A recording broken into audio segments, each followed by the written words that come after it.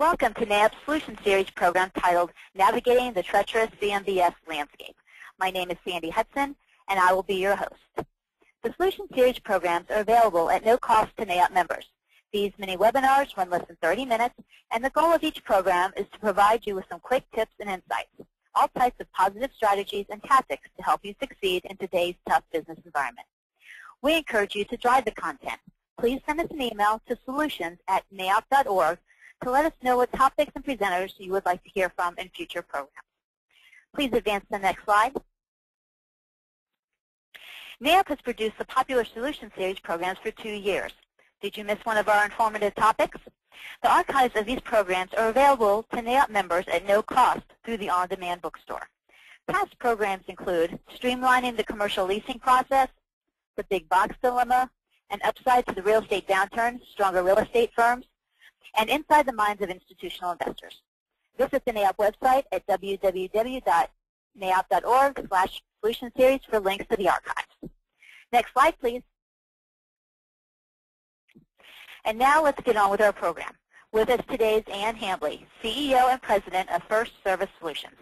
Ann has over 30 years of commercial mortgage servicing experience with over 15 years involving CMBS product. As head of servicing institutions for Prudential, Bank of America, GE Capital, and Nomura, she has been responsible for portfolios exceeding $40 billion. Ann is currently on the Real Estate Roundtable President's Council. She was also recognized as a Woman of Influence in Real Estate Forum in 2010. Welcome, Ann. Thanks for being with us today. Thank you, Sandy, for the opportunity. I want to give you, first of all, a 30,000-foot overview of the commercial real estate market as a starting point. Currently, there's about $3.5 trillion of debt outstanding for commercial real estate. About 23% of that is CMBS. That amounts to about $800 billion, and the rest is life companies, banks, and other origination sources. From the inception of CMBS, the default rates have hovered around 1%. Then in late 2008, as you can see by this graph, defaults started climbing at about a 90-degree angle. And then within the next 2 years, CMBS defaults were over 10%, or over $90 billion. And many people in the industry, including myself, expect this number to nearly double within the next year or two. And that's not a real surprise when you consider that about half of all of the outstanding CMBS debt was originated between the years 2005 and 2007. I'll cover that more in a minute. But take a look at this graph. 16% of all the $90 billion in default are loans that were originated in 2005. 23% of all the loans that are in default today were originated in 2006. And almost half of all the loans in default today were originated in 2007. So approximately 85% of all the defaults today are for loans originated between 2005 and 2007. I mean, that's a staggering number. And many experts that I have heard think that almost 100% of the loans originated in 2007 will eventually be in default. Now here's a graph of the defaults by property type.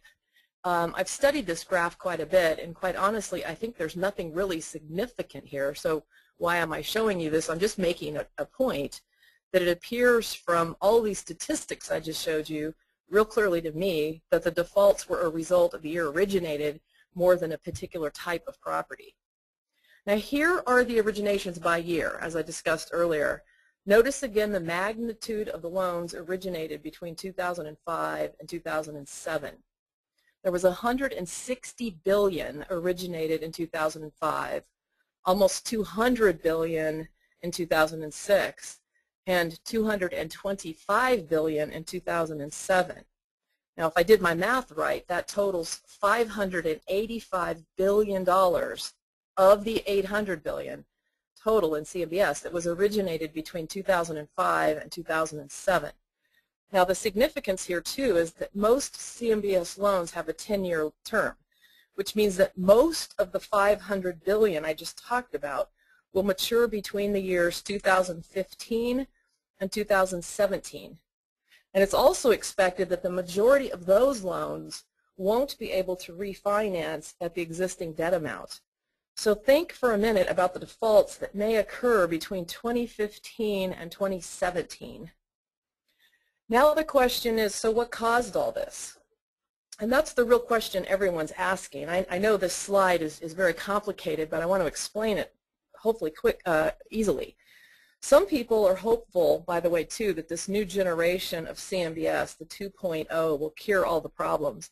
I want to demonstrate what I see in this slide. In 2007, if you look on the left side, there was, by comparison, there was 14 billion loans originated in $14 billion amount of loans originated in 1997. There were 4 rating agencies who were reviewing the underwriting and rating the bonds. There were virtually no interest-only loans. All the loans had a lot of lender protections, reserves, lockbox, etc. And 70% of the first mortgage was in the AAA bonds. Now let's contrast that to 2007, 10 years later. There was over 200 billion originated. The same 4 rating agencies reviewing all the underwriting and rating all the bonds. We had mostly interest-only loans as opposed to no interest-only loans. We had virtually no lender protection. Very few loans have reserves and very few loans have lockboxes. 90% of the first mortgage was AAA bonds. Now, to me, this explains the reason for the problem very clearly, and it's clear that there's no one person to blame. As long as lenders could make money and the borrowers were willing to take it and pay a fee for it, and someone bought the bonds, there was a reason to keep doing it. I've told people before, let's say that someone asked you to play a game where for every dollar you put in, they'd give you $2 back. How long would you play the game, and would you play it? Of course we would. We all would. That's why I don't personally believe that CMBS 2.0 will fix our problems. Now let's take a look at who's managing all of these problems, all of this trouble. Most of you know that the special servicer is the bondholder in the first loss position, and as such, they get to pick the special servicer. So the lowest rated bondholder is the special servicer in about 90% of the pools. Now, 3 of them have 75% of the business, you can see on the slide, and the top 8 have 98% of the business. And as you can see by the previous charts, the defaults are growing every day. So to a special servicer, it must feel, and I've heard them say, that they're drinking from a fire hose. The system itself is extremely overwhelmed. Now, let's talk about what kind of restructures they can do. Let's look at this graph, and I'm very visual, and I like to explain things in a picture, so I've got this graph here. So starting from the inside out, these are all the components of a payment. So first you've got the taxes and insurance, and as you can see, that's locked down in a vault, because regardless of the regardless of the restructure that's done, taxes and insurance have got to be maintained. So there's nothing that can be done to eliminate the payment of taxes and insurance. The next rung is the debt amount. The next rung is the interest portion of the payment.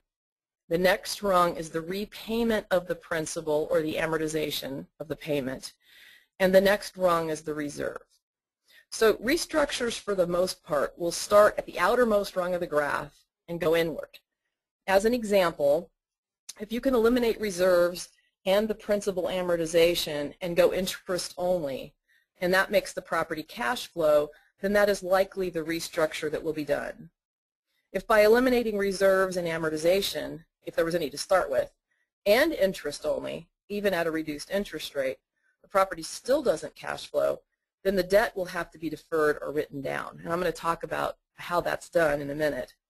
And all basic types of restructures really, in my opinion, fall into 4 categories. Some people explain it very complicated, and I think you can really summarize every structure into these 4 categories. So let me explain the 4 categories next. Number 1 is you've got the payment relief only. So the debt amount stays the same. The property value in these scenarios is typically not less than the debt, and all that's required is a modification of the payment for the property to cash flow.